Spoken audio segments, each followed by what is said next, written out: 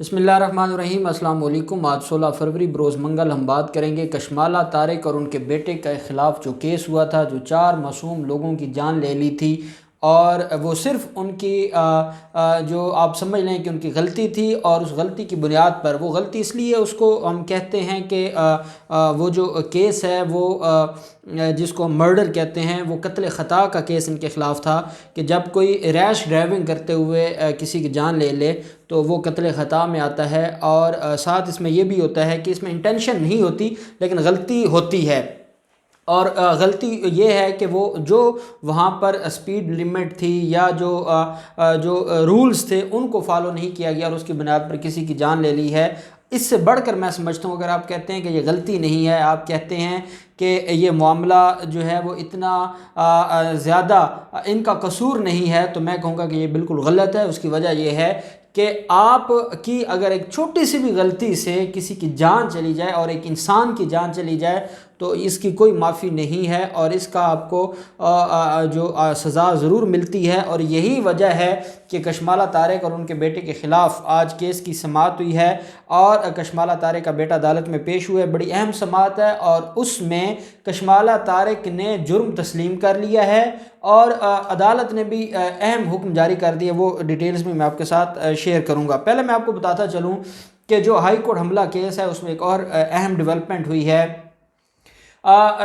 Chief justice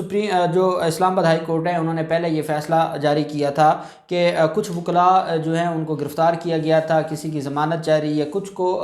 نیچے police نے یہ کہا تھا کہ یہ اس میں ملوث نہیں تھے۔ پھر ایک درخواست آئی تھی کہ جو لوگ ملوث ہیں انہیں کو گرفتار کیا جائے، باقی لوگوں کو گرفتار نہ کیا جائے۔ پھر پاکستان بار کونسل کو خط لکھا تھا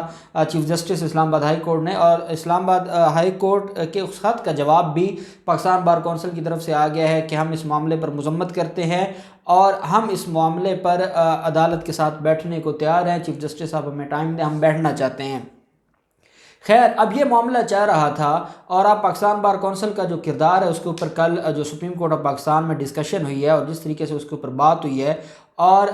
نہ صرف چیف جسٹس آف پاکستان، نہ صرف جو سینئر ججز ہیں سپریم کورٹ کے، بلکہ اٹارنی جنرل صاحب نے بھی یہ کہا ہے کہ پاکستان بار کونسل اب کس کام کی طرف نکل پڑی ہے۔ کیا اس کا کام سیاسی پارٹیوں کو ریپرزینٹ کرنا ہے، یا سیاسی پارٹیوں کو کے ایجنڈے کو جو ہے وہ پروموٹ کرنا ہے، یا ان کا کوئی اپنا بھی کام ہے، ان کی اپنی بھی کوئی کانسٹیٹیوشنل ذمہ داریاں تھیں، انہوں نے اپنے پروفیشن کو سدھارنا تھا، اپنے لوگوں کو سدھارنا تھا، اپنے مسائل حل کرنے تھے، نوجوان وکلاء کے مسائل حل کرنے تھے۔ اس کی طرف چیف جسٹس صاحب نے کہا ان کا تو دھیان ہی نہیں ہے، پتہ نہیں یہ کس طرف چل پڑے ہیں، اور اب یہ ایک پارٹی بن چکے ہیں۔ جب بھی خاص سیاسی جماعتوں کا کوئی خلاف کیس ہوتا ہے تو اس میں یہ پارٹی بن جاتے ہیں، اور اس میں یہ اس سارے معاملے کو دیکھنے آ جاتے ہیں، جیسے یہ صدارتی ریفرنس ہے۔ اب اس میں اگر سیکرٹ بیلٹ اوپن بیلٹ ہو، پاکستان بار کونسل کو کیا پریشانی ہے کہ اگر الیکشن صاف شفاف ہوتے ہیں اور اوپن بیلٹ کے ذریعے ہوں۔ اب کیونکہ پاکستان بار کونسل کا اہم جو لیڈر ہے اور جو آفس ہولڈر ہے اعظم نذیر تارڑ صاحب، جو کہ وکیل ہیں شریف خاندان کے، وہ خود ان کو جو ہے وہ بطور جو سینیٹر کے لیے ان کا نام سامنے آ گیا، اور وہ امیدوار ہیں پاکستان مسلم لیگ نون کے۔ کیا یہ اس کے لیے ان لوگوں کے اندر کو تھوڑا سا بھی سینس ہے کہ آپ لوگوں نے اگر بار کونسلز میں ووٹ لیے، آپ نے بار کونسلز کی بہتری کے لیے یا آئین کی بہتری کے لیے، قانون کی بہتری کے لیے، اپنے لوگوں کی اصلاح کے لیے اگر آپ نے ووٹ لیے تھے، اب آپ ممبر بھی ہیں پاکستان بار کونسل کے اور ساتھ ہی آپ سینیٹر بن گئے خاص جماعت کے، تو پھر آپ پاکستان بار کونسل کے کیسے ممبر رہ سکتے ہیں؟ تو یہ تو اخلاقیات بچی ہے، اور اس کے اوپر سپریم کورٹ میں خیر بڑا ڈیٹیل ڈسکس ہوا۔ آپ دیکھ سکتے ہیں کہ اس معاملے پر بھی جو بار کونسلز ہیں ان کا کردار انتہائی افسوسناک ہے۔ خاموشی سے مسائل حل نہیں ہوتے، اور ایک دفعہ ان کو سٹینڈ لینا ہوگا، اور یہ سٹینڈ اس لیے نہیں لے سکتے کہ یہ خود ایک خاص طرح کے مافیا کا حصہ ہیں، اور جب خود وہ مافیا کا حصہ ہیں تو وہ مافیا کے خلاف کارروائی کیسے کریں گی؟ یہ ایک بڑا اہم سوال ہے۔ اب اس میں ہوا یہ ہے کہ ایک شہناز بٹ ہے، F8 کی رہائشی ہے، انہوں نے درخواست فائل کی ہوئی تھی اسلام آباد ہائی کورٹ میں، اور اسلام آباد ہائی کورٹ میں یہ درخواست فائل کی گئی تھی کہ جو فٹ بال گراؤنڈ ہے اور عوامی مقامات ہیں F8 کچہری کے ساتھ، وہاں پر وکلاء نے قبضہ کیا ہوا تھا اور غیر قانونی تعمیرات کے ذریعے قبضے کر کے چیمبرز بنائے ہوئے تھے، جبکہ وکلاء کی طرف سے یہ عدالت میں جواب جمع کروایا گیا تھا کہ یہ F8 کچہری ہے، اس کی جگہ بہت تھوڑی ہے، ہم نے ہر حکومت سے یہ کہا ہے کہ اس کو کسی کھلی جگہ پر بنایا جائے تاکہ وہاں پر چیمبرز بھی بنایا جائیں۔ ساتھ جو وکلاء کی طرف سے وکیل پیش ہوئے عدالت میں، انہوں نے کہا کہ پوری دنیا میں جہاں عدالتیں ہوتی ہیں وہیں پہ سٹنگز بنائی جاتی ہیں، سٹنگ پلان ہوتا ہے کہ کہاں پر جو باہر سے سائلین آنے ہیں انہوں نے بیٹھنا ہے، کہاں پر وکلاء کے لیے سٹنگز بنائی جانی ہیں۔ تو جب یہ عدالتیں ہماری حکومتیں بناتی ہیں تو یہ اس میں کوئی پلان نہیں دیتی، جب پلان نہیں دیتی تو وہ پھر مجبوراً اور کوئی آپشن نہیں ہے، پھر جہاں جگہ ملتی ہے وہاں وہ چیمبر بنا لیتے ہیں۔ تو یہ حکومتوں کو اس کے اوپر لینا ہوگا، ایکشن لینا ہوگا۔ اگر وہاں پر چیمبرز نہیں ہوں گے تو عدالتیں کیسے چلیں گی اور وہاں پر معاملات کیسے چلیں گے، سائلین کو کیسے ڈیل کیا جائے گا، یہ اسٹانس تھا۔ لیکن چیف جسٹس اسلام آباد ہائی کورٹ نے کہا کہ جو بات غلط ہے وہ غلط ہے۔ اب یہ مطلب نہیں کہ اگر آپ کو اسلام آباد ہائی کورٹ میں چیمبرز نہیں ہیں تو آپ عدالتوں میں چیمبرز اندر ہی کمرہ عدالت میں لگا لیں، تو یہ معاملہ ایسے حل نہیں ہوگا۔ تو شہناز بٹ کی درخواست پر اسلام آباد ہائی کورٹ نے آج نیا حکم جاری کیا ہے۔ پہلے تو جو چیمبرز گرائے گئے تھے جس کے اوپر کمشنر کے ساتھ پھر IG اسلام آباد کے ساتھ معاملہ خراب ہوا تھا، اب جو غیر قانونی تعمیرات ہیں اس کے خلاف آپریشن کا حکم اسلام آباد ہائی کورٹ نے دے دیا ہے، چیف جسٹس اسلام آباد ہائی کورٹ نے دے دیا ہے، اور انہوں نے یہ حکم جاری کیا ہے کہ جو وہاں پر غیر قانونی تعمیرات ہیں یا چیمبرز ہیں ان کو گرا دیا جائے۔ اب معاملہ کہاں جائے گا، اب بار کونسلز کہاں پر کھڑی ہوں گی اور جو ہماری عدالتیں ہیں کہاں پر کھڑی ہوں گی، اور ہم امید کرتے ہیں کہ اس مسئلے کو ایک دفعہ حل ہونا چاہیے اور